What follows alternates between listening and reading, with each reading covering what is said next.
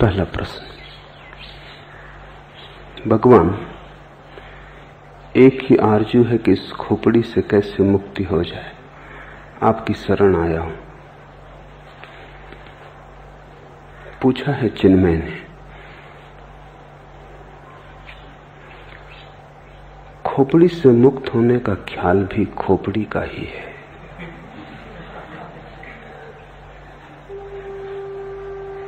मुक्त होने की जब तक आकांक्षा है तब तक मुक्ति संभव नहीं, क्योंकि आकांक्षा मात्र ही, आकांक्षा की अभीप्सा मन का ही जाल और खेल है। मन संसार ही नहीं बनाता, मन मोक्ष भी बनाता है, और जिसने ये जान लिया वही मुक्त हो गया।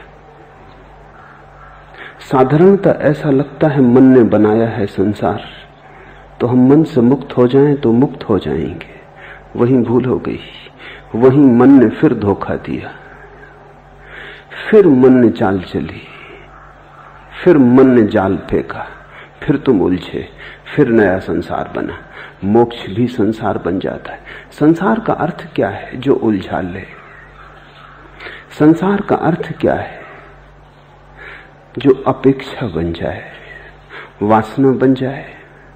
संसार का अर्थ क्या है? जो तुम्हारा भविष्य बन जाए। जिसके सहारे और जिसके आश्रय और जिसकी आशा में तुम जीने लगो, वही संसार है।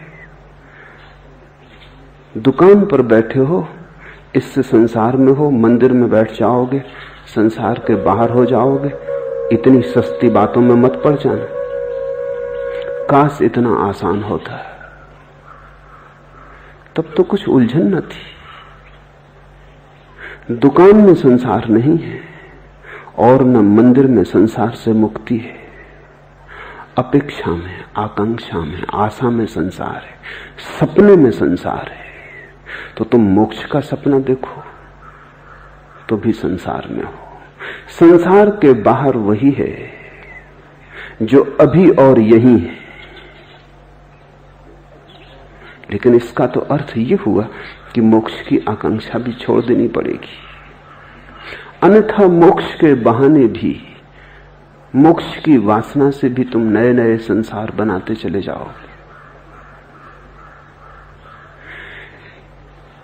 समझना काफी है, छूटना नहीं है। छूटना किससे?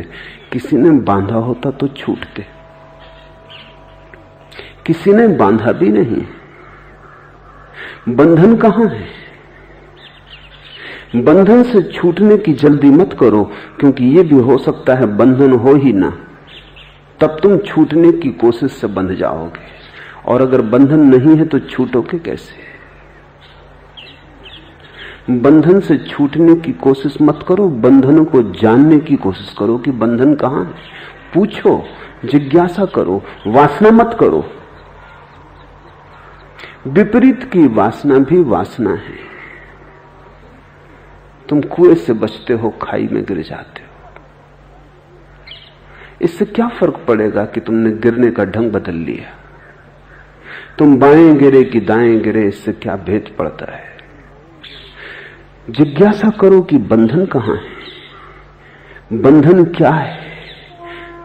बंधन को भर आंख देखो। इसी को बुद्ध ध्यान कहते हैं, अप्रमाद कहते हैं कि बंधन को भरी आंख से देखो।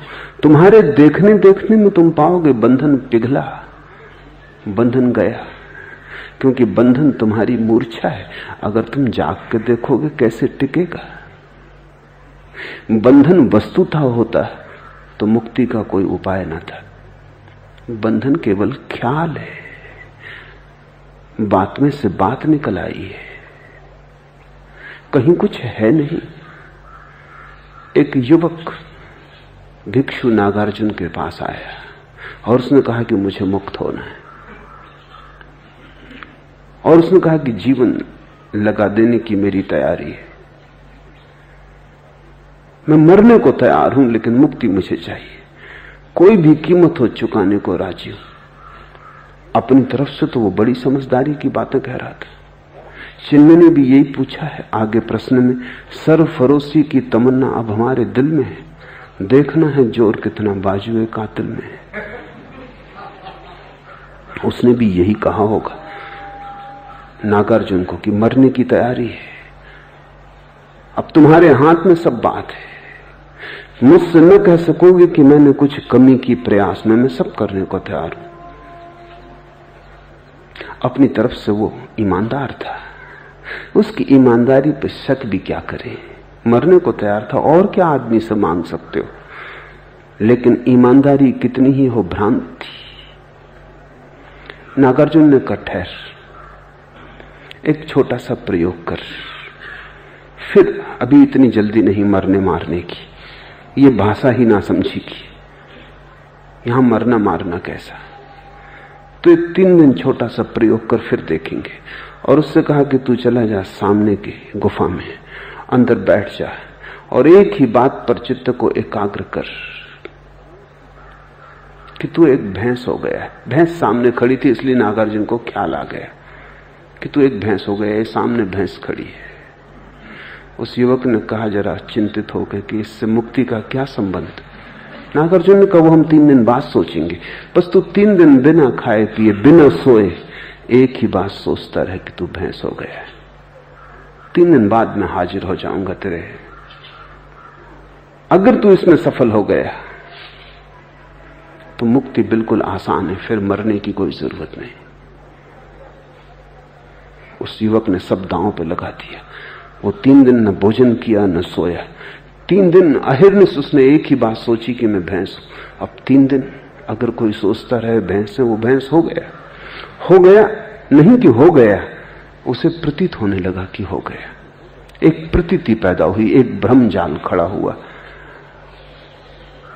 जब तीसरे दिन सुबह उसने आंख खोल के देखा तो वो घबराया, वो भैंस हो गया था। और भी घबराया क्योंकि अब बाहर कैसे निकलेगा। गुफा का द्वार छोटा था, आए तब तो आदमी थे, भैंस थे, उसके बड़े सींग थे। उसने कोशिश भी की तो सींग अटक गए। चिल्लाना चाहा तो आवाज तो ना निकली, भैंस का स्वर निकला। जब स्वर निकला तो नागार्जुन भागा हुआ पहुंचा।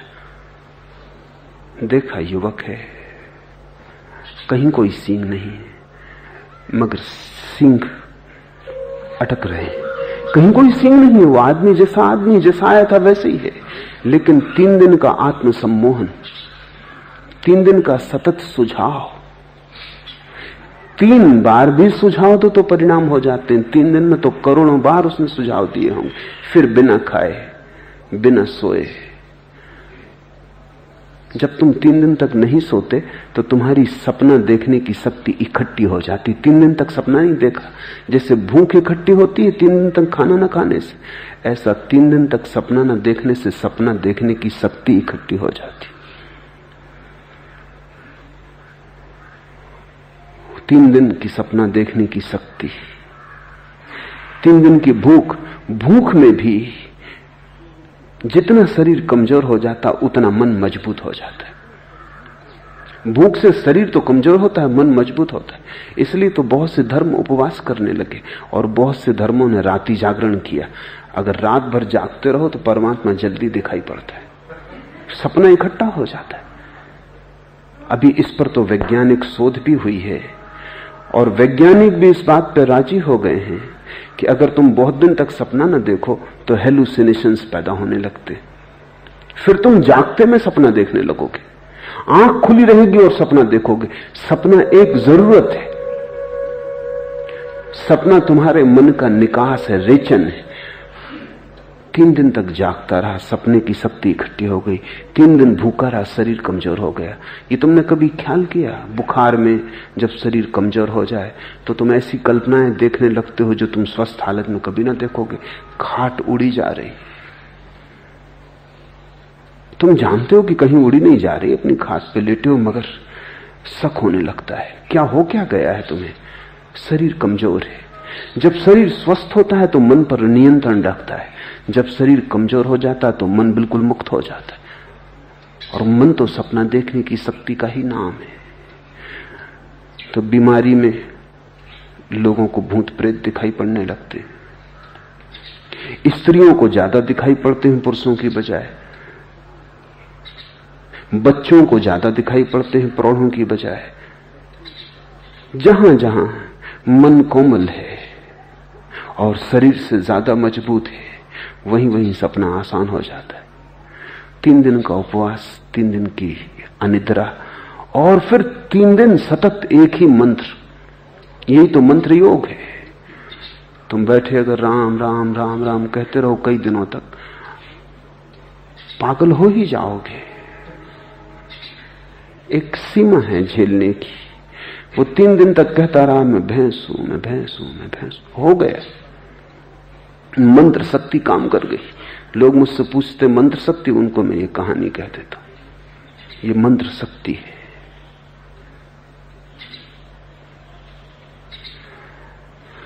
नागार्जुन द्वार पर खड़ा हंसने लगा। वो युवक बहुत शर्मिंदा भी हुआ और उसने कहा लेकिन आप हंसे, ये बात जस्ती नहीं। तुम्हारे ही बताए उपाय को मान के मैं फंस गया हूं, अब मुझे निकालो।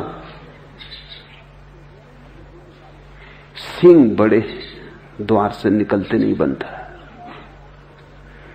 और मैं भूखा भी हूं, नींद भी सता रही है। नागार्जुन उसके पास गया, उसे जोर से हिलाया तो थोड़ा वो तंद्रा से जागा तो उसने देखा सींग भी नदारत है, भैंस भी कहीं नहीं। वो भी हंसने लगा। नागार्जुन ने कहा बस यही मुक्ति का सूत्र है। संसार तेरा बनाया हुआ है, कल्पित है। संसार को छोड़ना नहीं है, जाग के देखना है। इसलिए जिन्होंने तुमसे कहा कि संसार छोड़ो, उन्होंने तुम्हें मोक्ष में उलझा दिया। मैं तुम्हें संसार छोड़ने को इसलिए नहीं कह रहा हूं। छोड़ने की बात ही भ्रांत है। जो है ही नहीं उसे छोड़ोगे कैसे? छोड़ोगे तो भूल में पड़ोगे। जो नहीं है उसे देख लेना, जान लेना कि वो नहीं है, मुक्त हो जाना है। इसलिए बुद्ध ने कहा असत्य को असत्य की तरह देख लेना मोक्ष है, असार को असार की तरह देख लेना मोक्ष है। सारा राज देख लेने में। ये तो पूछो ही मत कि खोपड़ी से कैसे मुक्ति हो जाए। ये कौन है जो पूछ रहा है? ये खोपड़ी ही है जो पूछ रही है। अगर इस खोपड़ी की बात मान के चले तो इससे तुम कभी मुक्त ना हो पाओगे। जाग के देखो कौन पूछता है, गौर से सुनो कौन प्रश्न उठाता है। ये कौन है जो मुक्त होना चाहता है? क्यों मुक्त होना चाहता है? बंधन कहां है? और जिसने भी जाग के देखा वो हंसने लगा, क्योंकि बंधन उसने कभी पाए नहीं। जागने में कोई बंधन नहीं। इसलिए बुद्ध चिल्ला चिल्ला के कहते प्रमाद में मत जियो, अप्रमाद जागो, होश में आ जाओ। और तुम कहीं भी गए नहीं हो, तुम वही हो जहां तुम्हें होना चाहिए।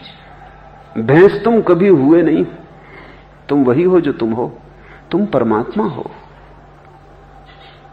इससे तुम रत्ती भर यहां वहां न हो सकते हो, न होने का कोई उपाय। हां, तुम भ्रांति में रह सकते हो। तुम अपने को जो चाहे समझ लो। मन शक्तिशाली है, तुम जो चाहोगे वही बन जाओगे। और जिस दिन भी तुम देखना चाहोगे उस दिन तुम दृष्टि बन जाओगे। दृष्टि मुक्ति है। समझे थे तुझसे दूर निकल जाएंगे कहीं, समझे थे तुझसे दूर निकल जाएंगे कहीं, देखा तो हर मुकाम तेरी रह गुजर में है।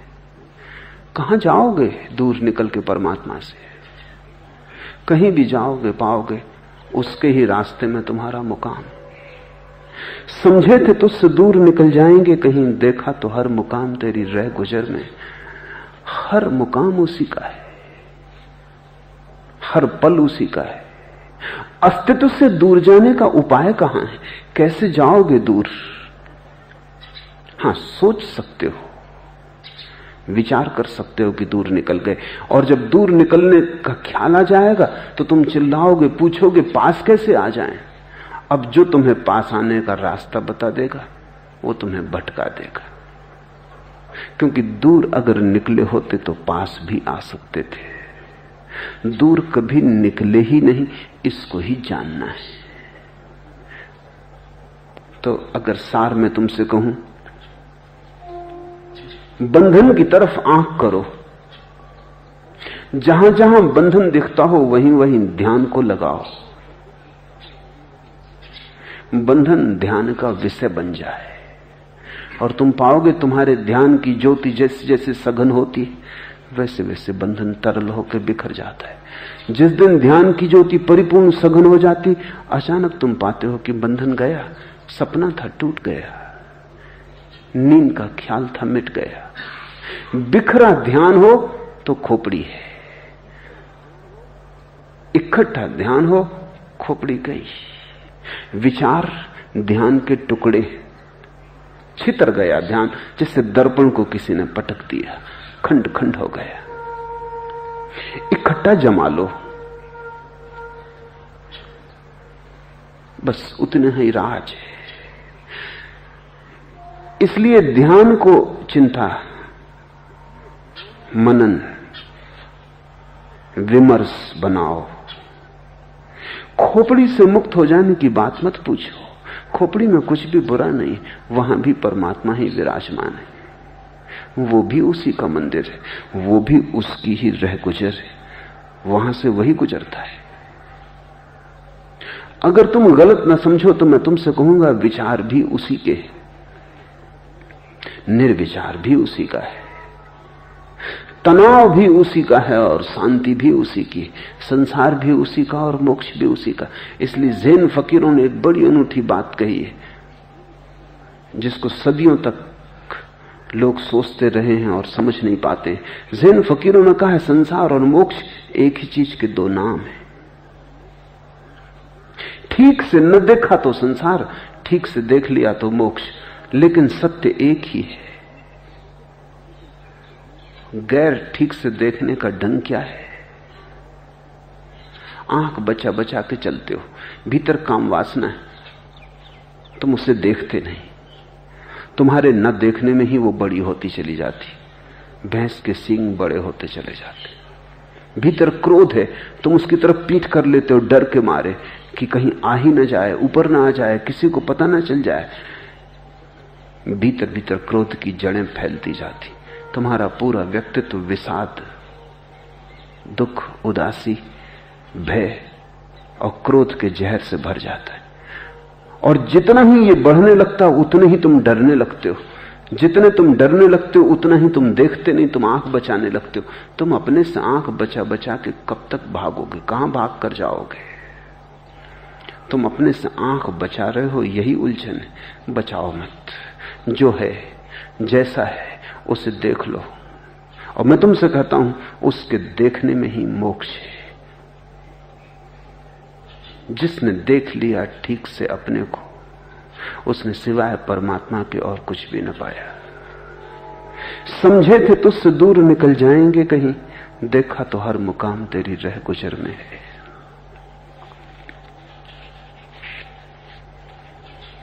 दूसरा प्रश्न, कभी कभी भगवान बुद्ध और लाओत्से का बोध एक सा लगता है, मगर हैं दोनों एक दूसरे के उल्टे छोर पर। मेरी अपनी समस्या यह है कि मेरा स्वभाव प्रेम से ज्यादा ध्यान पर लगता है और मैं सबसे ज्यादा लाओत्से से प्रभावित हूं। इसे कैसे सुलझाऊं? सुलझाना क्या है? अगर सुलझी सुलझी बात को उलझाना हो तो बात अलग, इसमें कहां समस्या है? कभी कभी मैं हैरान होता हूं कि तुम कितने कुशल हो गए हो समस्या बनाने में। जहां नहीं होती वहां बना लेते हो। अगर ध्यान में मन लगता है तो समस्या क्या है? कौन तुमसे कह रहा है प्रेम में मन लगाओ? ध्यान में मन लग गया, बस हो गई बात। जिनका ध्यान में न लगता हो वो प्रेम में लगाएं। लेकिन मेरे पास लोग आ जाते हैं, वो कहते हैं प्रेम में मन लगता है, ध्यान में नहीं लगता। बड़ी समस्या, क्या करें? अगर तुमने जिद ही बना ली है कि समस्या तुम बनाए ही चले जाओगे, तुम्हारी मौज है। फिर से इस प्रश्न को गौर से सुनो, ये सभी का प्रश्न है। कभी कभी भगवान बुद्ध और लाओसे का बोध एक सा लगता है, मगर हैं दोनों एक दूसरे के उल्टे छोर पर। मेरी अपनी समस्या यह है कि मेरा स्वभाव प्रेम से ज्यादा ध्यान पे लगता है। इसमें समस्या कैसी? ये तो समाधान है। छोड़ो प्रेम की बकवास। तुम्हारे लिए बकवास है, उसकी तुम चिंता में मत पड़ो। हां, अगर समस्या ही बनानी हो, बिना समस्या के रहना ही मुश्किल पड़ता हो, तो बात अलग, फिर तुम्हारी मर्जी। और मैं सबसे ज्यादा लाओसे से प्रभावित हूं। इसमें भी क्या बुराई है, तो बहुत ही बढ़िया है। बुद्ध को भूल ही जाओ, लेना देना क्या है, लाओसे काफी है।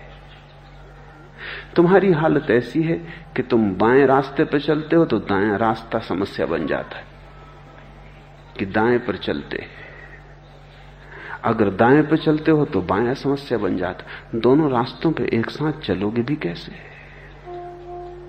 तुम अकेले हो, रास्ते बहुत हैं, अनेक रास्ते हैं। अगर सब पे चलना चाहा तो पागल हो जाओगे।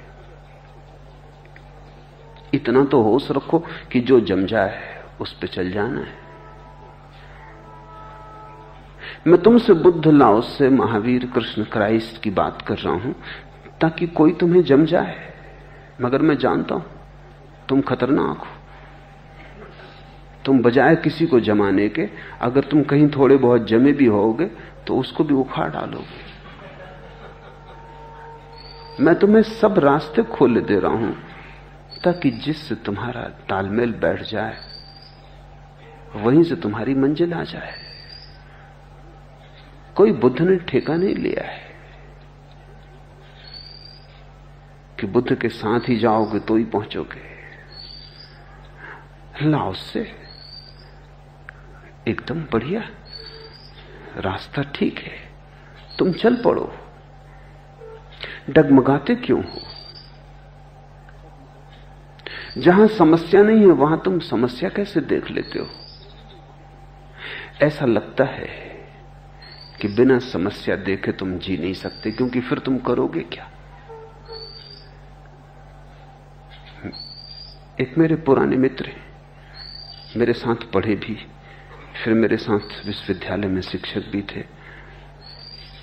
कोई 15 साल बाद मुझे मिलने आए, कहने लगे आपकी सब समस्याएं मिट गई, कोई प्रश्न न रहा, तो फिर आप करते क्या होगे?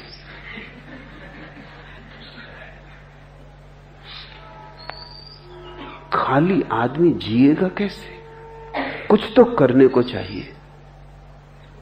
उनकी तकलीफ मैं समझता हूं। वो सोच भी नहीं सकते कि खाली होने में भी कोई रस हो सकता है। खाली होना उन्हें घबराहट देगा। कुछ भी करने को नहीं है, कोई समस्या नहीं, कोई प्रश्न नहीं। न हो तो आदमी बना लेता है। मैं तुमसे कहता हूं समस्याएं हैं नहीं, तुमने बनाई। इस प्रश्न की ही बात नहीं कर रहा हूं, तुम्हारे सब प्रश्नों की बात कर रहा हूं। ये प्रश्न तो बहुत सीधा साफ है, इसलिए तुम पकड़ में आ गए। तुम बहुत चालबाजी भी करते हो, तुम ऐसे भी प्रश्न बनाते हो कि कोई पकड़ नहीं सकता है। लेकिन मैं तुमसे कहता हूं सब प्रश्न तुम्हारे बनाए हुए हैं। तुम चूंकि खाली होने से डरते हो, इसलिए कोई ना कोई समस्या बनाए चले जाते हो। समस्या है तो हल करने की सुविधा है, हल होगा तब होगा। विधि खोजेंगे, विधान खोजेंगे, शास्त्र खोजेंगे, कुछ व्यस्तता रहेगी। इस संसार में बड़ी अजीब अवस्था है। आदमी दुख को भी इसीलिए नहीं छोड़ता कि दुख में उलझा तो रहता है, लगा तो रहता है, कुछ काम तो करता रहता है। तुम कहते जरूर हो कि दुख मिट जाए, लेकिन तुमने सच में कभी चाहा नहीं कि दुख मिट जाए, क्योंकि फिर तुम करोगे क्या? तुम कहते हो अशांति मिट जाए, लेकिन तुमने कभी पूछा कि अशांति मिट जाएगी तो तुम करोगे क्या? नहीं, भीतर एक भरोसा है कि मिटने वाली नहीं है, इसलिए पूछते रहो, कोई हर्जा नहीं, मिटेगी थोड़ी। तुम्हारे सामने अगर एकदम से शून्य का द्वार खुल जाए तुम भाग खड़े होगे, तुम फिर लौट के ना देखोगे। रविन्द्रनाथ का गीत है कि जन्मों जन्मों तक खोजा परमात्मा को, जब तक न मिला तब तक बड़ी बेचैनी थी और दौड़ थी और तड़फ थी। लोग तड़फ का भी बड़ा मजा लेते हैं, बड़ा प्रदर्शन करते हैं। परमात्मा को खोजने जा रहे हैं, अहंकार की बड़ी तृप्ति होती। कहीं दूर उसकी झलक मिलती तो जन्मों जन्मों तक यात्रा करके वहां पहुंचते, लेकिन तब तक वो कहीं और जा चुका होता। पर एक दिन मुश्किल हो गई, उसके द्वार पर ही पहुंच गए। तख्ती लगी थी, पुराना जोश जन्मों जन्मों का पाने का एकदम चढ़ गए सीढ़ी, सांकल हाथ में ले ली। तभी समझ आई कि अगर वो मिल ही गया तो फिर क्या करेंगे। कहीं ये घर सच में ही उसका हुआ, धोखा हुआ तब तो कोई अड़चन नहीं है, फिर खोज पे निकल जाएंगे। खोज भरे रखती है। अगर सच में ही ये घर उसका हुआ फिर। रविन्द्रनाथ की कविता बड़ी महत्वपूर्ण है। लिखा है कि आहिस्ता से सांकल छोड़ दी कि कहीं बज न जाए भूल चूक, कहीं वो द्वार खोल ही न दे। जूते उतार के हाथ में ले ली कि कहीं सीढ़ियों से उतरते वक्त आवाज ना हो जाए। और फिर जो भागा हूं तो पीछे लौट के नहीं देखा, अब फिर खोजता हूं, हालांकि मुझे उसका घर पता है। उस जगह को छोड़ के सब जगह खोजता हूं, वहां भर नहीं जाता, क्योंकि मुझे मालूम है ये कहीं हालत तुम्हारी भी तो नहीं। जब मैं गौर से तुम्हारे भीतर देखता हूं तो पाता हूं यही हालत तुम्हारी। तुम्हें भी उसका घर पता है, तुम भाग खड़े हुए हो। वो घर तुम्हारे भीतर है, वहां तुम जाते ही नहीं, सब जगह तुम खोजते हो। वहां भर जाते तुम ठिठकते हो, डरते हो। नहीं, कोई समस्या मत बनाओ। अगर ध्यान में रस आ गया तो प्रेम अपने आप आ जाएगा। यही तो मैं तुमसे कह रहा हूं कि दो ढंग है, उनको दो ढंग भी कहना ठीक नहीं। वो एक ही सिक्के के दो पहलू हैं। ध्यान से चलो तो प्रेम अपने आप आ जाता है, प्रेम से चलो तो ध्यान अपने आप आ जाता है। और हर आदमी अलग अलग ढंग से बना है। मोहब्बत के लिए कुछ खास दिल मखसूस होते हैं। ये वो नगमा है जो हर साज पर गाया नहीं जाता। ये गीत है मोहब्बत का जो किन्हीं साजों पर गाया जाता है, सभी साजों पर नहीं गाया जाता। लेकिन यही बात ध्यान के लिए भी सच है। उसके लिए भी कुछ खास दिल मखसूस होते हैं। वो भी ये वो नगमा है जो हर साज पर गाया नहीं जाता। मीरा के साज पर प्रेम का गीत जमा, बुद्ध के साज पर ध्यान का गीत जमा। गाया ये असली बात है, भरपूर गाया, समग्रता से गाया। ध्यान को गाया या प्रेम को गाया, ये पंडित सोचते रहे। गा लिया, गीत अनगाया न रहा। जो छिपा था वो प्रकट हो गया, जो बंद था कली में वो फूल बना। वो जो बीज में दबा था, चांद तारों से उसने बात की, खुले आकाश में गंध फेंकी, दूर दूर तक संदेश दिए, लुट गया, परिपूर्ण हुआ। गीत तुम कौन सा गाओ इसका बहुत सवाल नहीं है। और ध्यान रखना, गीत तुम अपना ही गा सकोगे, दूसरे का गीत तुम कैसे गाओगे। यही तो मैं सतत तुम्हारे सिर पर हथौड़ी की तरह चोट मारता रहता हूं कि गीत तुम अपना ही गा सकोगे, किसी और का नहीं। उधार भी गीत गा के कहीं तुम गायक बन सकोगे। हां, मीरा की नकल करके अगर नाच लिए और भीतर कोई प्रेम का रस जगता ही न था तो तुम्हारा नाच झूठा होगा, और झूठे नाच से तुम सच्चे परमात्मा तक न पहुंच पाओगे। नाच थोड़ी पहुंचाता है, नाच की सच्चाई पहुंचाती, प्रामाणिकता, उसकी गहराई। अगर तुम बुद्ध की तरह वृक्ष के बोधित वृक्ष के नीचे शांत बैठना ही तुम्हारा स्वभाव हो तो उससे भी पहुंच जाओगे, क्योंकि बैठना थोड़ी पहुंचाता है, बैठने की सच्चाई। ज़ैन फकीर कहते हैं सिर्फ बैठना काफी है, इससे ज्यादा करने की कोई जरूरत नहीं। जो चुप होकर बैठ गया वो पहुंच गया, क्योंकि जाना कहां है? अपने ही भीतर, अपने ही भीतर उतर जाना है। कुछ करने की जरूरत नहीं है।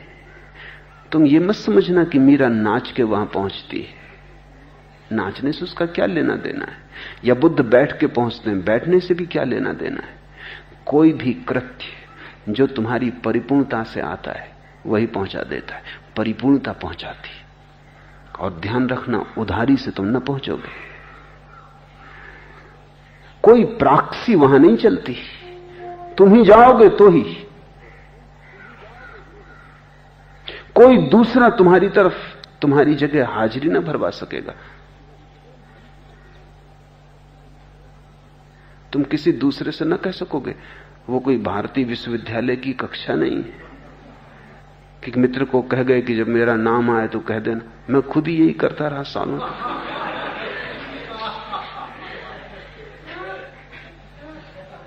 लेकिन उस सत्य के जगत में कोई प्राक्सी, कोई दूसरा तुम्हारे लिए यस सर न कह सकेगा। तुम ही मौजूद होगे तो ही। एक ख्याल रखो बात, अपने साज को पहचानो।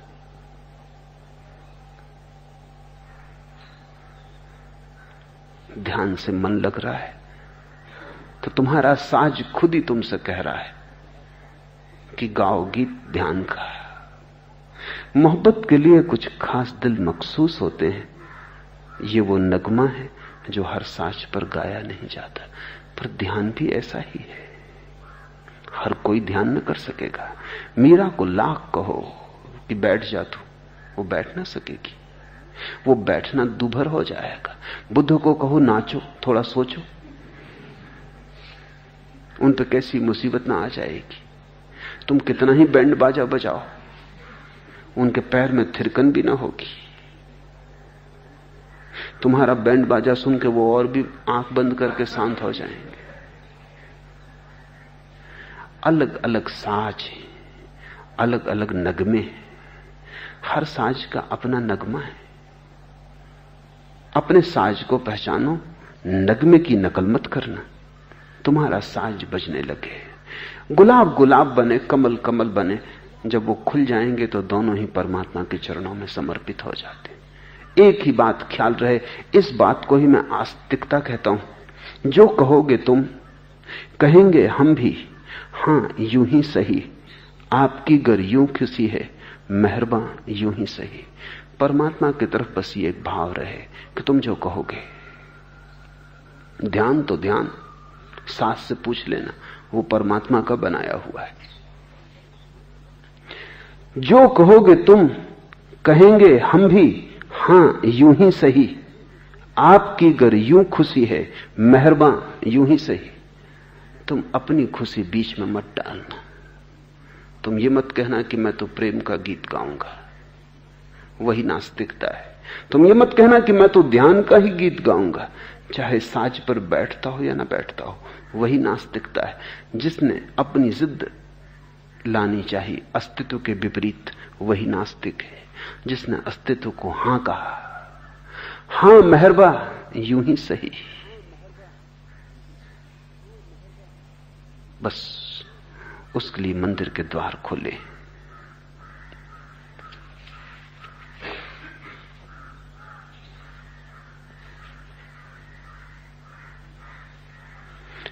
तीसरा प्रश्न, हम प्रमादी लोगों के जीवन में सपने ही सपने हैं, पर सपनों का सत्य क्या है?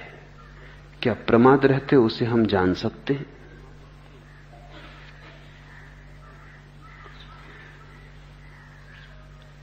सपने ही सपने हैं,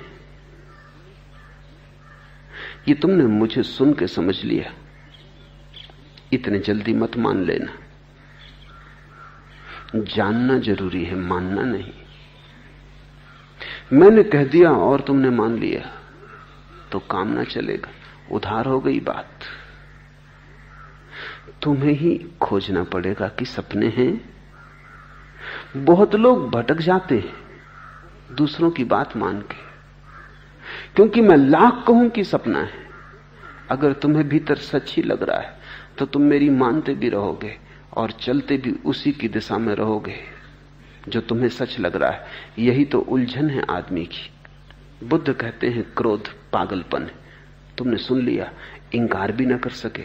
और बुद्ध बलशाली है। जब वो कहते हैं तो उनके कहने में वजन है। जब वो कहते हैं तो उनका पूरा व्यक्तित्व उसका प्रमाण है।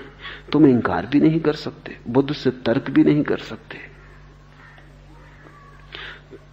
और बहुत गहरे में तुम्हारा सोया हुआ बुद्धत्व भी भीतर से हां भरता है कि ठीक है। कितना ही तुम झुठलाओ अपने भीतर को, वो भीतर भी कहता है कि ठीक है। संगीतज्ञ कहते हैं कि अगर कोई बड़ा कुशल संगीतज्ञ वीणा बजाए और दूसरी वीणा कमरे में सिर्फ रखी हो तो उसके तार भी झंझनाने लगते, वो भी जवाब देने लगते, वो भी प्रतिध्वनित होने लगते। पुराने दिनों में तो यही कसौटी थी संगीतज्ञ की कि कोई अगर सच में वीणा बजाने में कुशल हो गया है तो वो तभी कुशल माना जाता था जब दूसरे कोने में रखी वीणा जवाब देने लगे। तुम्हारी वीणा भर बजाने का सवाल नहीं। अगर तुम्हारी वीणा सच में बज रही है तो प्रतिध्वनि उठनी शुरू हो जाएगी शांत कोने में बैठी वीणा से भी, क्योंकि वीणा भी ऐसी ही वीणा है, सोई है, किसी ने छेड़ा नहीं है उसके तारों को। लेकिन ये आवाज छेड़ देगी। जब बुद्ध की बजती वीणा के पास तुम आते हो, या मीरा या चैतन्य की नाचती हुई अपूर्व घटना के पास तुम आते हो, तुम्हारे भीतर का बुद्ध भी संवेदित होता है, संचालित होता है। तुम्हारे भीतर का बुद्ध भी प्रतिध्वनित होता है। तो तुम भी भीतर से अनुभव करते हो कि ठीक है, और बुद्ध का बल है, वो भी कहता है ठीक है। लेकिन इन दोनों के बीच में तुम्हारा अपना अनुभव है, उसकी बड़ी परत है। वो तुमसे कही चली जाती है कि बुद्ध ठीक कहते हैं लेकिन अभी मेरे लिए नहीं। ठीक है अंत में, पर अभी मैं संसारी आदमी हूं। होगा ठीक आखिर में, फिर भी कौन जाने। तुम बीच में संदेह भी उठाते जाते हो, तुम तर्क भी नहीं कर सकते, बुद्ध से लड़ भी नहीं सकते, और बुद्ध को तुम स्वीकार भी कैसे करो। इनकार भी नहीं कर सकते, स्वीकार करना भी मुश्किल है। इन दोनों के बीच दुविधा में तुम्हारा जीवन हो जाता। तब तुम मानते बुद्ध की और करते अपनी। तब तुम मानते तो यही हो, दीवार पे लिख लेते हो क्रोध पाप है, लेकिन तुम्हारी जिंदगी में क्रोध ही क्रोध लिखा होता है। तुम कहते हो ये तो दीवार पे इसलिए लिखा है ताकि याद रहे, लेकिन जब तुम्हें भीतर ही याद नहीं रहता तो दीवार पे लिखा हुआ क्या याद आएगा, क्या काम पड़ेगा। हां, जब तुम क्रोध ना करोगे तब तुम पढ़ लोगे और पछता लोगे, और जब क्रोध आएगा तब तो तुम्हें भीतर की लिखावट भी दिखाई नहीं पड़ती, दीवार को कौन देखेगा। जियोगे तुम अपने ही ढंग से, मान लोगे बुद्ध की, उससे एक अड़चन पैदा होगी, एक दुविधा, एक द्वंद्व। तुम दोहरे हो जाओगे, तुम पाखंडी हो जाओगे, कहोगे कुछ करोगे कुछ, जो कहोगे उसके विपरीत करोगे, जो करोगे उसके विपरीत कहोगे। इसलिए तो अगर किसी से सलाह लेनी हो तो ना समझ से ना समझ आदमी भी बड़ी बुद्धिमानी की सलाह दे सकता है। अगर तुम किसी मुसीबत में हो, किसी से भी पूछ लो जो उस मुसीबत में नहीं, वो तुम्हें ऐसी सलाह देगा कि बुद्ध भी सोचे कि शायद हमसे भी ऐसी सलाह देते न बनती। लेकिन जब तुम उस आदमी को मुसीबत में देखोगे तो तुम पाओगे वो तुम्हारा जैसा ही व्यवहार कर रहा है। अपनी सलाह अपने ही काम नहीं आती। कहां भूल हो गई है। मेरे पास लोग आते हैं, वो कहते हैं हमें ज्ञान तो सब है, हमें मालूम सब है कि क्या ठीक है और क्या गलत है, लेकिन ठीक फिर होता क्यों नहीं? ठीक होने के लिए कोरा ज्ञान काफी नहीं। ठीक होने के लिए ध्यान जरूरी है, ज्ञान जरूरी नहीं। ज्ञान के बिना भी ठीक हो सकता है, ज्ञान के होते भी ठीक ना हो, ध्यान चाहिए। मैंने कहा कि सपना है तुम्हारी जिंदगी, मेरी बात मान मत लेना, अन्यथा मुझसे तुम्हें लाभ ना हुआ, हानि हो गई। मैंने तुम्हारी जिंदगी को बदला नहीं, पाखंडी कर दिया। तुम रहोगे तो अपने सपने में भी और कहते जाओगे सपना है। तुम रहोगे तो माया में और माया को गाली देते चले जाओगे। तुम देख सकते हो, तुम्हारे साधु सन्यासियों को मिल सकते हो, वो वही कर रहे हैं जिसको गाली दिए चले जाएंगे।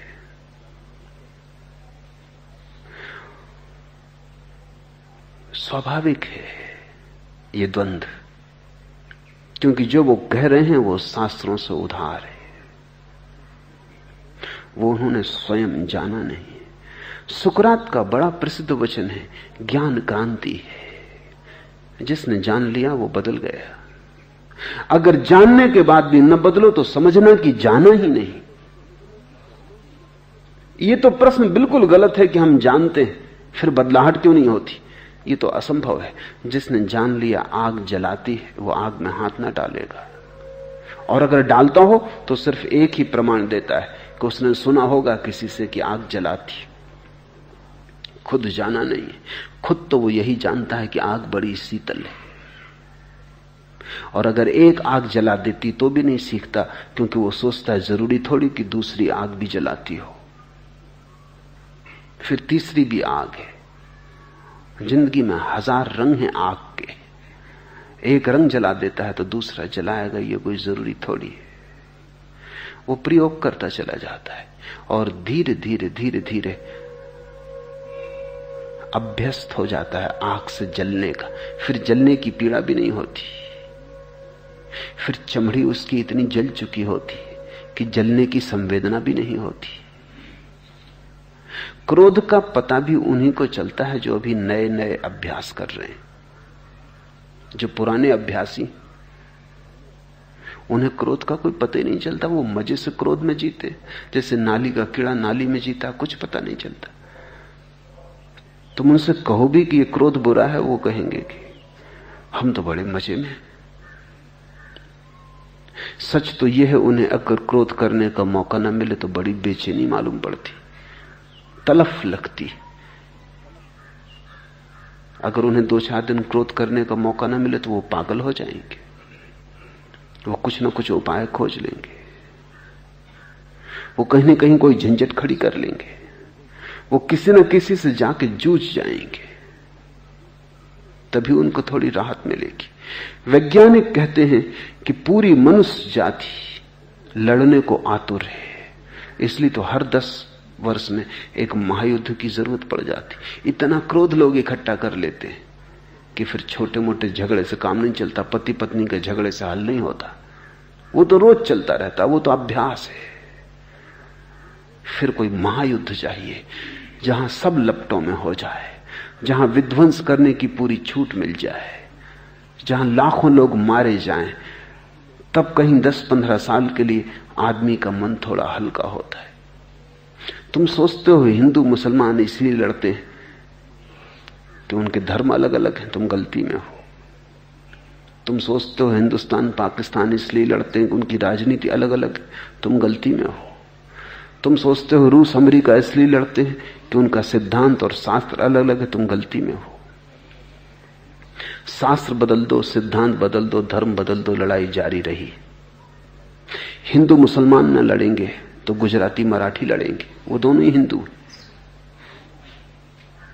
हिंदू मुसलमान न लड़ेंगे तो पूर्व पाकिस्तान पश्चिम पाकिस्तान से लड़ेगा, वो दोनों ही मुसलमान हैं। जिन्ना के भूत को भी स्मरण नहीं आता होगा कि ये कैसे हो रहा है, समझ में नहीं आता होगा कि कैसे हो रहा है। मुसलमान मुसलमान से लड़ रहे हैं। छोड़ो पाकिस्तान, दोनों अलग हो गए अब तो। अब बांग्लादेश में बंगला मुसलमान ही बंगला मुसलमान की हत्या कर रहा है। आदमी हत्या में उत्सुक है, बाकी सब बहाने। आदमी मारने में उत्सुक है क्योंकि आदमी जीना नहीं जानता है। आदमी क्रोध के लिए आतुर है क्योंकि आदमी प्रेम की कला भूल गया है। आदमी के साज पर प्रेम का, ध्यान का नगमा बजता ही नहीं, साज ही टूट गया है। साज से बस ऐसी आवाजें उठती हैं युद्ध की, विध्वंस की। एक बात ख्याल रखना, पाखंडी मत बन जाना। मैं जो कहता हूं उसे मान लेने की जरूरत नहीं है, उसे जानने की जरूरत है। तुम मेरी मान के आचरण में मत बदलने लगना उसे, अन्यथा तुम सदा के लिए भटक जाओगे। तुम्हारे धर्मगुरु तुमसे यही कहते हैं कि सुन लिया, अब इसे आचरण में लाओ। मैं तुमसे कहता हूं सुन लिया, अब इसे जानो, आचरण की बकवास मत उठाओ, क्योंकि जानने वाले के लिए आचरण अपने आप आ जाता है। आचरण छाया है ज्ञान की, ज्ञान क्रांति है।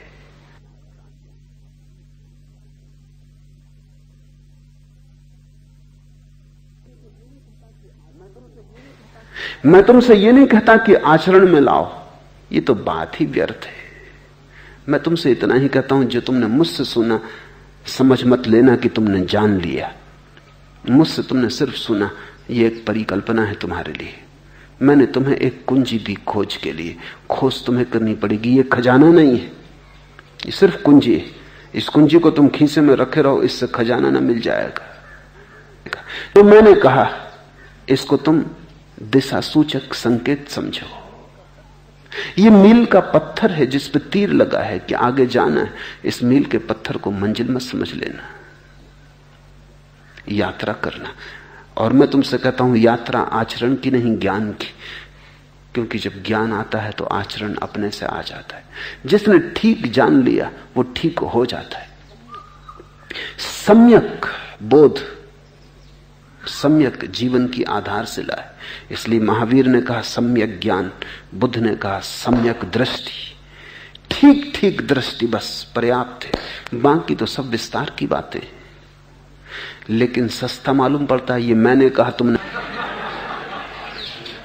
जैसे उन्होंने इतने दिन से सुना है तो बड़ी कृपा की, लिख के भेज देते हैं कि हम हजारों मील से चल के आए और अभी तक कुछ नहीं हुआ। तुम हजारों मील से चल के आए हो, इससे तुमने मुझ पे कोई एहसान नहीं किया।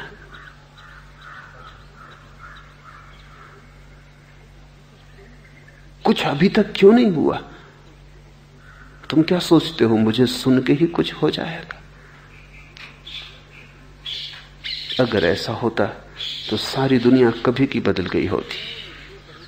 तो दुनिया में दो तरह की मूढ़ताएं हैं। एक मूढ़ता कि लोग सोचते हैं सुन लिया सब हो गया, या उसको आचरण में लाने लगे, पाखंडी हो जाते। सुनो और उसे जानो, वो ठीक सूत्र है। आचरण की चिंता मत करो, और सुनने को जान लिया ऐसा मत मानो, तब तुम सम्यक मार्ग पर हो। तुम्हारे सपने सपने हैं ऐसा मैं कहता हूं, बुद्ध कहते। ठीक ही कहते होंगे ऐसा तुम समझो, इतनी श्रद्धा रखो कि ठीक कहते होंगे, लेकिन खोजना है तुम्हें, उनके ठीक का तुम्हें गवाह होना है। जब तक तुम उनके गवाह न बन जाओ, जब तक तुम भी अपने जीवन के अनुभव से न कह सको कि हां ठीक, तब तक जल्दी मत करना। और सपने को जानने का एक ही उपाय है कि तुम थोड़े जागो। सपने में सपना तो याद नहीं आता, सपने में सपना तो पहचान नहीं आता। सुबह जाग के पहचान आता है कि रात सपना देखा। जब तुम सपना देखते हो तब तो सपना ही सत्य होता है।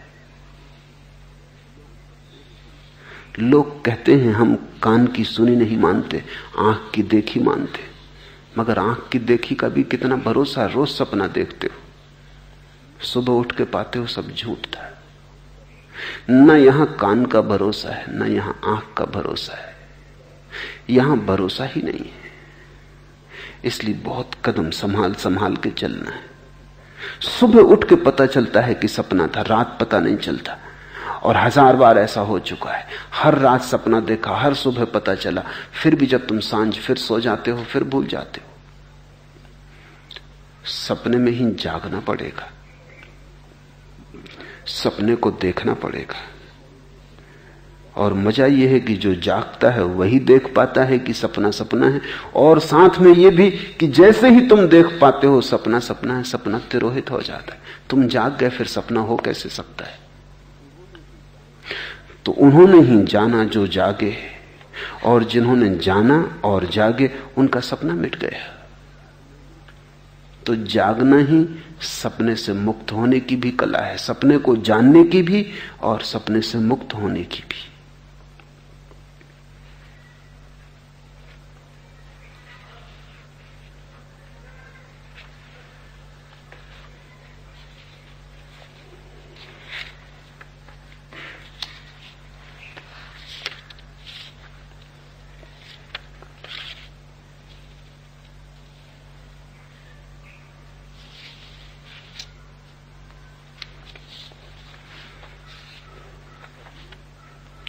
चौथा प्रश्न,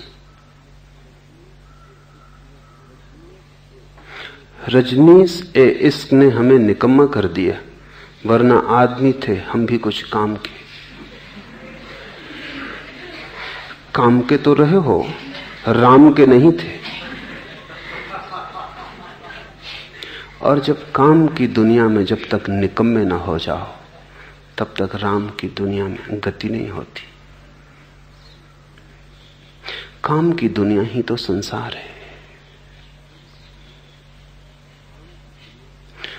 काम की दुनिया से जागो तो ही राम की दुनिया की पात्रता उपलब्ध होती।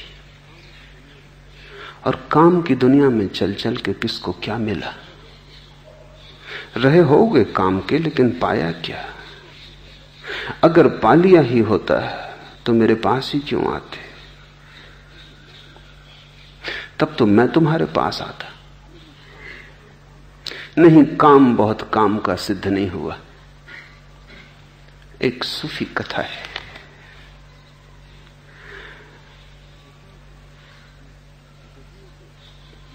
गजनी के महमूद के दरबार में एक आदमी आया। वो अपने बेटे को साथ लाया था। उसने बेटे को बड़े ढंग से बड़ा किया था, बड़े संस्कारों में ढाला था, बड़ा परिष्कृत किया था। सदा से उसकी यही आकांक्षा थी कि उसका एक बेटा कम से कम महमूद के दरबार में हिस्सा हो जाए। उसने उसके लिए ही उसे बड़ी मेहनत से तैयार किया था। उसे पक्का भरोसा था, क्योंकि उसने सभी परीक्षाएं भी उत्तीर्ण करनी थी, और जहां जहां उसे पढ़ने लिखने भेजा था, गुरुओं ने बड़े प्रमाण पत्र दिए थे और उसकी बड़ी प्रशंसा की थी। वो बड़ा बुद्धिमान युवक था, सुंदर था, दरबार के योग्य था। आशा थी बाप को कि कभी न कभी वो बड़ा वजीर भी हो जाएगा। महमूद से आकर उसने कहा कि मेरे 5 बेटों में ये सबसे ज्यादा सुंदर, सबसे ज्यादा स्वस्थ, सबसे ज्यादा बुद्धिमान है। यह आपकी दरबार में शोभा पा सकता है, आप इसे एक मौका दें। और जो भी जाना जा सकता है इसने जान लिया। महमूद ने सिर भी ऊपर न उठाया। उसने कहा 1 साल बाद लाओ। सोचा बाप ने शायद भी कुछ कमी है, क्योंकि सम्राट ने चेहरा भी उठा के न देखा। उसे 1 साल के लिए और अध्ययन के लिए भेज दिया। साल भर के बाद जब वो और अध्ययन करके लौट आया, अब अध्ययन को भी कुछ न बचा, वो आखिरी डिग्री ले आया। फिर लेके पहुंचा। महमूद ने उसकी तरफ देखा, लेकिन कहा ठीक है, लेकिन इसकी क्या विशेषता है? किस लिए तुम चाहते हो कि दरबार में रहे? तो उसके बाप ने कहा इसे मैंने सूफियों के सत्संग में बड़ा किया है। सूफी मत के संबंध में जितना बड़ा अब ये जानकार है, दूसरा खोजना मुश्किल है। यह आपका सूफी सलाहकार होगा। रहस्य धर्म के कोई ना कोई जानने वाला दरबार में होना चाहिए, नहीं तो दरबार की शोभा नहीं। सब हैं आपके दरबार में, बड़े कवि हैं, बड़े पंडित हैं, बड़े भाषाविद हैं, कोई सूफी नहीं। महमूद ने कहा ठीक है, 1 साल बाद लाओ। 1 साल बाद फिर लेके उपस्थित हो। अब तो बाप भी थोड़ा डरने लगा कि तो हर बार 1 साल।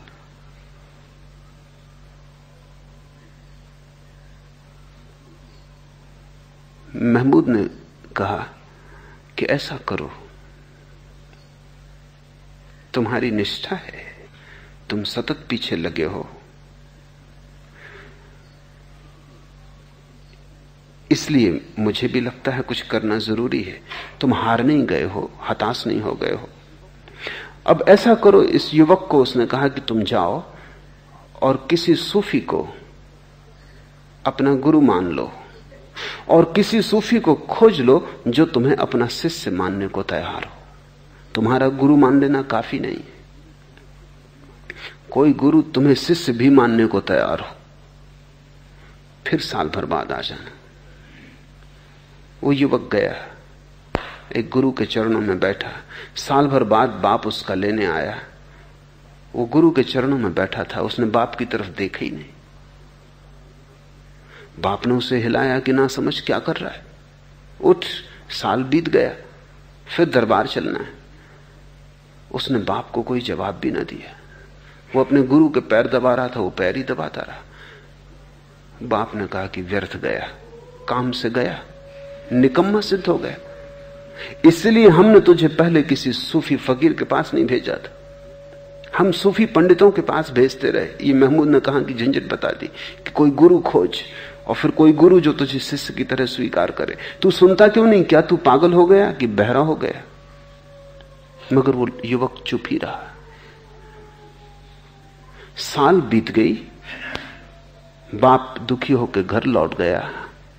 महमूद ने पूछवाया कि लड़का आया क्यों नहीं? बाप ने कहा कि व्यर्थ हो गया, निकम्मा साबित हो गया।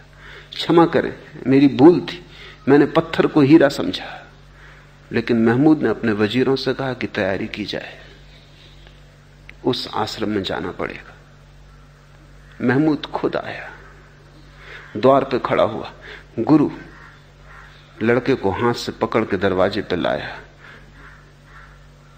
और महमूद से उसने कहा कि अब तुम्हारे ये योग्य है, क्योंकि पहले तो ये तुम्हारे पास जाता था, अब तुम इसके पास आए। बाप की दृष्टि में ये निकम्मा हो गया, किसी काम का ना रहा। अब ये परमात्मा की दुनिया में काम का हो गया है। अगर ये राजी हो और तुम ले जा सको तो तुम्हारा दरबार शोभायमान होगा, ये तुम्हारे दरबार की ज्योति हो जाएगा। कहते हैं मोहम्मद ने बहुत हाथ पैर जोड़े, पर उस युवक ने कहा कि अब इन चरणों को छोड़ के कहीं जाना नहीं। दरबार मिल गया। ठीक पूछते हो तुम कि वरना आदमी थे, हम भी कुछ काम के, जरूर किसी न किसी काम के रहे ही होगे। संसार में सभी काम के आदमी, और मेरे पास आके तुम मेरे प्रेम में निकम्मे भी हो गए, वो भी सच है। लेकिन एक ऐसा निकम्मापन भी है जहां राम में प्रवेश शुरू होता है। और ध्यान रखना, काम के आदमी तो भिखारी है, भिक्षा पात्री रहता है, भी भरता नहीं। राम के आदमी ही भर जाते हैं। एक तो ऐसी घड़ी है जब तुम संसार के पीछे भागते रहते हो, दरबारों की तलाश करते हो और हर जगह ठुकराए जाते हो। फिर एक ऐसी भी घड़ी है कि दरबार तुम्हारी खोज करना शुरू करते हैं, संसार तुम्हारे पीछे आता है और तुम उन्हें ठुकरा देते हो। इसको ही मैं सन्यास कहता हूं। ऐसी घड़ी को उपलब्ध हो जाना जब साधारण आदमी जिन चीजों को मांगता है, चाहता है, वो तुम्हारे पीछे आने लगे और तुम्हें उनमें कोई रस न रह जाए। संसार पीछे आए और तुम लौट के भी न देखो। मेरी दृष्टि में तभी तुम असली काम के हुए जब तुम राम के हुए। लेकिन अगर मन में थोड़ी सी भी दुविधा हो और लगता हो कि तो सिर्फ निकम्मे हो गए, राम के तो ना हुए, तो लौट जाओ। अभी कुछ बिगड़ा नहीं, थोड़े बहुत दिन में वापस संसार के काम के हो जाओगे। अभी बात बिल्कुल नहीं बिगड़ गई, बिल्कुल बिगड़ गई होती तो ये सवाल ही तुमने ना पूछा होता। अभी कुछ ना कुछ संसार में पैर है, भूल गए हो, थोड़े दिन में वापस सीख लोगे, पुरानी आदत फिर से सजीव हो जाएगी। या तो लौट जाओ या पूरे बीच में मत खड़े रहो। इश्क करता है तो फिर इसकी तौहीन ना कर। या तो बेहोश ना हो तो न फिर होश में आ। या तो डूबना है तो पूरे डूब जाओ। ये निकम्मा होने का जो पाठ मैं पढ़ा रहा हूं, इसमें फिर पूरी तरह हो जाओ। यही तो अकर्म है, निष्काम है। अगर थोड़ी भी शक सुबह मन में हो, थोड़ा भी संदेह हो, तो जितनी जल्दी भाग सको भाग जाओ, दूर निकल सको निकल जाओ, तो फिर बिल्कुल सदा के लिए निकम्मे हो जाओ। अगर संसार में थोड़ा भी रस है तो ये बुरी संगत है। अगर संसार में कोई रस न रहा तो ये सत्संग है।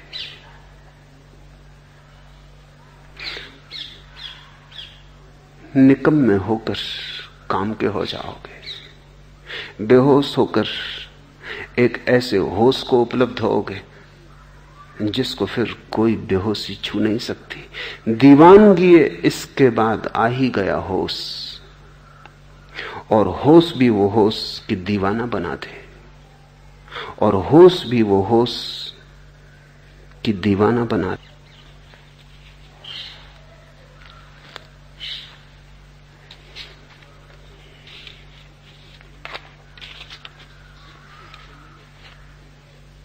छठवां प्रश्न, बुद्ध के शून्य में आप प्रेम क्यों कर जोड़ रहे हैं?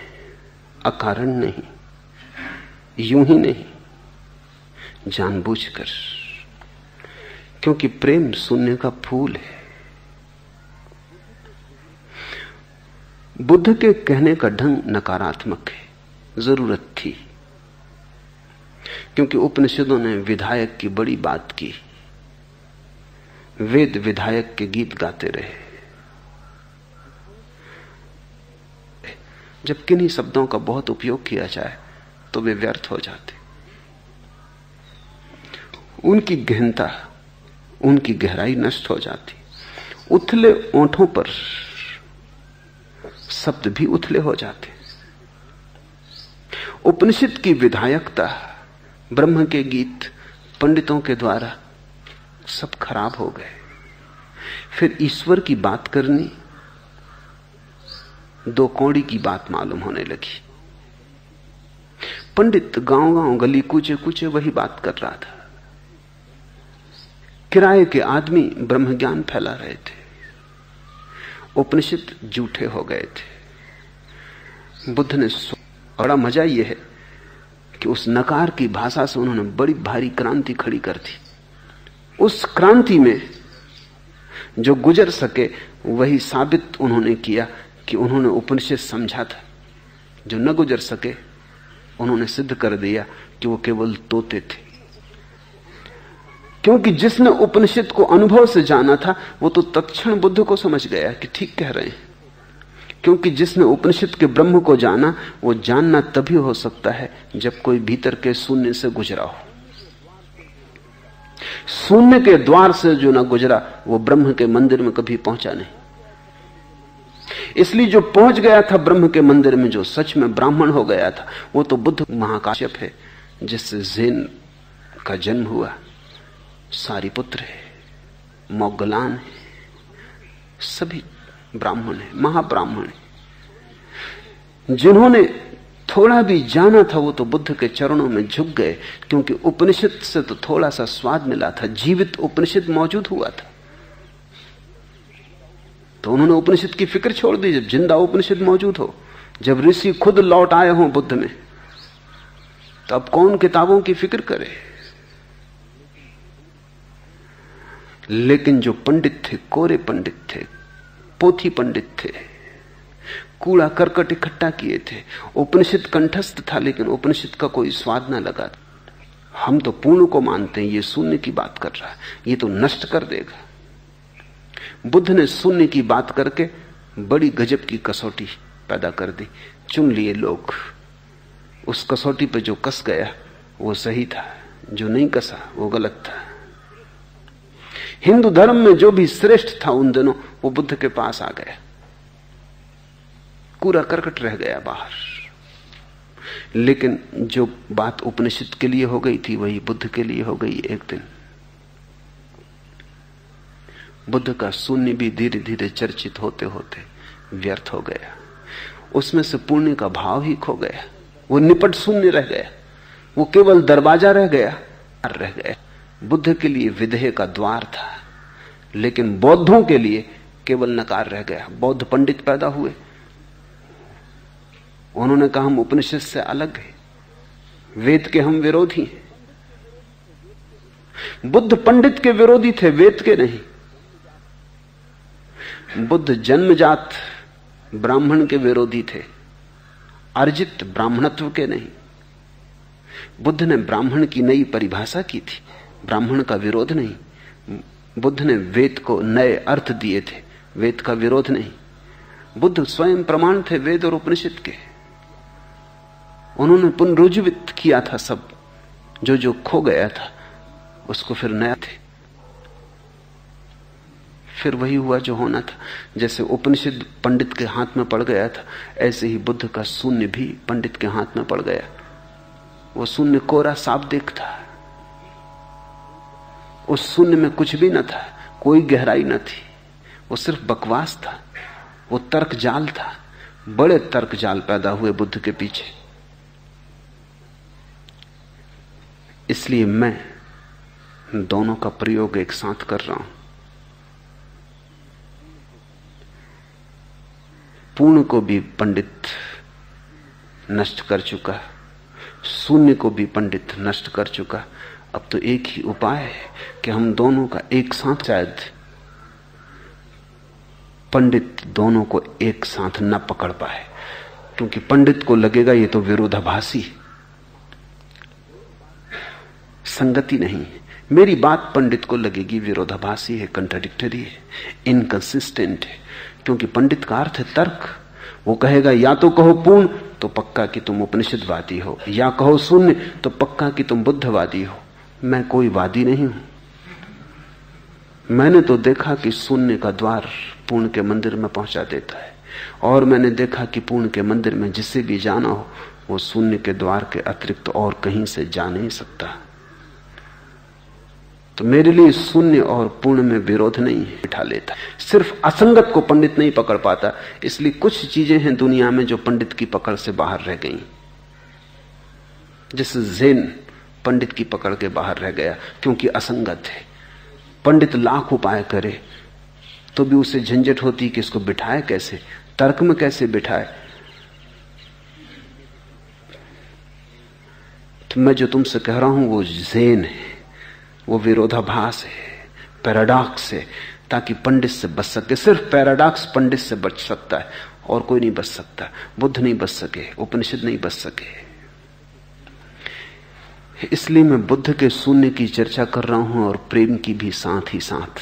तुम्हें अड़चन होती होगी कि पकड़ बच सकता है और कोई उपाय नहीं।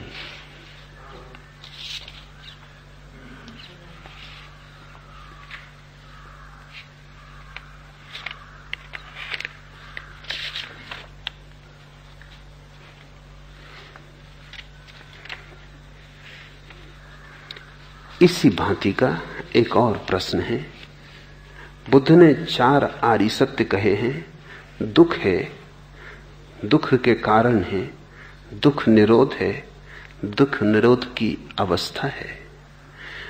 आपको सुनकर लगता है कि आप भी 4 आर्य सत्य कहते हैं। आनंद है जीवन, आनंद का उत्सव है जीवन की परमसा है। 2 बुद्ध पुरुषों के आर्य सत्यों में इतना विरोधाभास क्यों?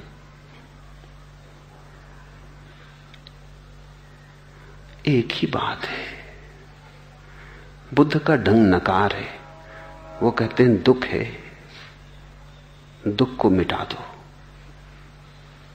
जो बचेगा उसकी वो बात नहीं करते। मैं तुमसे उसकी बात कर रहा हूं जो बचेगा, उसकी भी बात कर रहा हूं जो बचेगा। दुख है, बिल्कुल ठीक। दुख को मिटा दो तो जो बचेगा वो आनंद है। दुख के कारण है, उनको हटा दो, पड़ जाएगी, आनंद की बुनियाद पड़ जाएगी। दुख को मिटाने के साधन है, आनंद को पाने के साधन है। वो एक ही है। जो दुख को मिटाने के साधन है वही आनंद को पाने के साधन है। जो बीमारी को मिटाने की औषधि है वही स्वास्थ्य को पाने का उपाय है।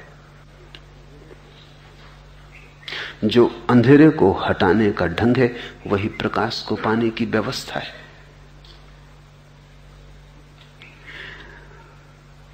बुद्ध कहते हैं दुख निरोध की अवस्था है, निर्वाण है। पर दुख निरोध का उपयोग करते हैं ब्रह्म उपलब्धि, पूर्ण का आगमन, उसका वे उपयोग नहीं करते। उनकी मजबूरी थी, पंडितों ने खराब कर दिया था। उन्हें बहुत सावधान होकर चलना पड़ा, एक एक शब्द सोच के उपयोग करना पड़ा। मैं जानता हूं उनकी अड़चन कितनी रही होगी, क्योंकि आनंद से भरे हुए व्यक्ति को दुख है, दुख के कारण है, दुख दूर करने के उपाय हैं, दुख निरोध की अवस्था है। कैसा मुश्किल पड़ा होगा। आनंद से लबालब, आनंद की बाढ़ आई हो,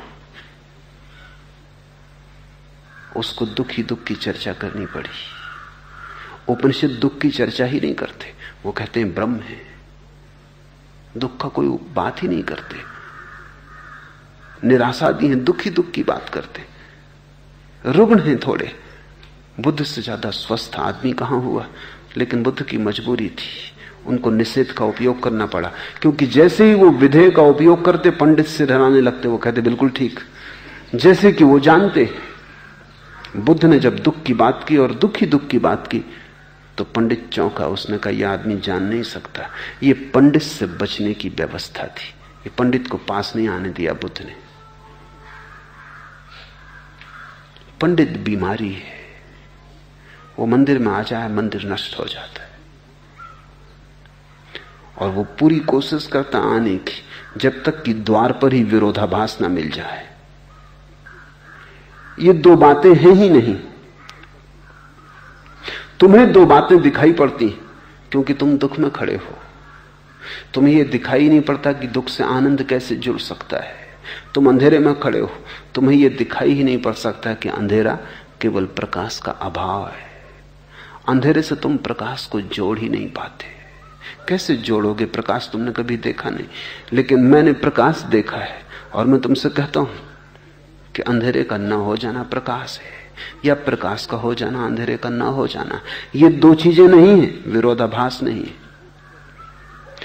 अगर साध्य की पूछते हो तो आनंद, अगर साधन की पूछते हो तो दुख। अगर मंजिल से भी ज्यादा जरूरी मार्ग की बात है। अगर कोई मुझसे कहे कि उपनिषद और बुद्ध में चुनना है तो मैं किसको चुनूंगा? तुम्हारे लिए अगर चुनना हो तो बुद्ध को चुनूंगा, मेरे लिए अगर चुनना हो तो उपनिषद को चुनूंगा। क्योंकि मैं जो कहना चाहता हूं वो उपनिषद ने कहा है। तुम्हें जहां पहुंचना है वो बुद्ध के मार्ग से ही चल के वहां पहुंच सकोगे। अगर मंजिल पर पहुंचे वाले लोगों को चुनाव करना हो तो वो उपनिषद को चुनेंगे, क्योंकि उपनिषद में जो अभिव्यक्ति है वो मंजिल की है। मार्ग पर चलने वालों को अगर चुनना हो तो बुद्ध ही सहारा है, क्योंकि भी मार्ग की कठिनाइयां। अभी स्वास्थ्य की चर्चा और स्वास्थ्य से गायब क्या जाएंगे?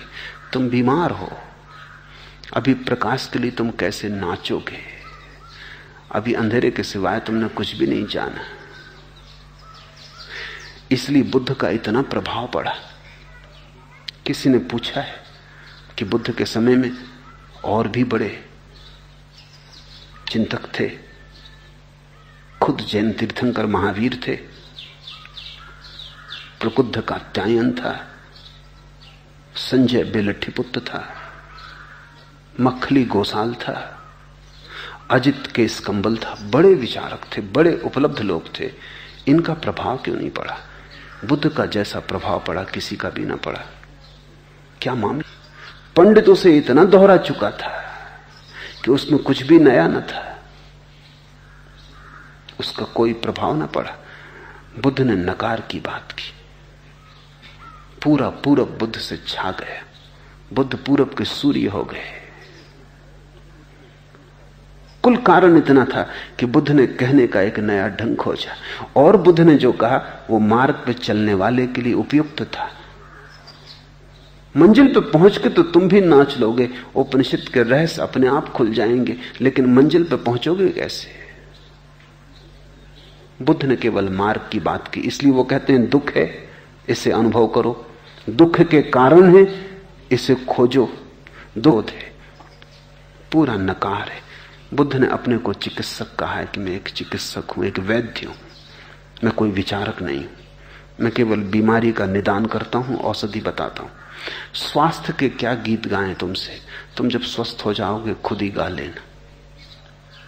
लेकिन मैं दोनों बातें कर रहा हूं क्योंकि बुद्ध का नकार भी अब उतना ही धूल से भर गया जितना कभी उपनिषद का विधेय था। बौद्ध पंडितों ने उसे भी खराब कर दिया। अब फिर से जरूरत है कि हम उस धूल को झाड़ें। अगर मैं सिर्फ विधेय की बात करूं तो लोग समझेंगे मैं हिंदू हूं। मैं हिंदू नहीं हूं, मैं सिर्फ मैं ही हूं। इसलिए मैं दोनों की बात कर रहा हूं ताकि तुम मुझे किसी कोटि में न रख पाओ। और पंडित की सबसे बड़ी तकलीफ यही है, तर्क की सबसे बड़ी अड़चन यही है कि जब तक कोटि न बने तब तक उसकी पकड़ में कोई बात नहीं आती। जैसे ही कोटि बनी कि तर्क हिसाब किताब जमा लेता है, फिर वो समझ लेता है कि बात क्या है, फिर कोई अड़चन नहीं रह जाती। उसके पास सब जमे हुए लेबल लगे, वो लेबल लगा देता है। बस लेबल लगाने की सुविधा मिली बुद्धि को कि बात गई, खत्म हुई, समाप्त हुई, उसके प्राण निकल गए, वो नपुंसक हो गई। जितनी देर तक हम बचा सकें। आखिरी प्रश्न, आपका बोलना खुद किसी शेर और शायरी से कम नहीं, फिर उसमें ये और शेर और शायरी, ये मीठा मोड़ क्यों कर आया? कोई रहस्य नहीं, बड़ी गैर रहस्य की बात है, लेकिन पूछ लिया इसलिए कह देना चाहिए। मुल्ला नसरुद्दीन बाहर जा रहा था। मैंने उससे कहा, बड़े मियां तुम बाहर चले, मेरा क्या होगा? तुम रहते हो, तुम रोज रोज समझदारियां करते हो, नासमझों को समझाने में मैं उनका उपयोग कर लेता हूं। तुम छुट्टी पे जा रहे हो, महावीर न हो तो जब तक मुल्ला नहीं आया तब तक। आज इतना है।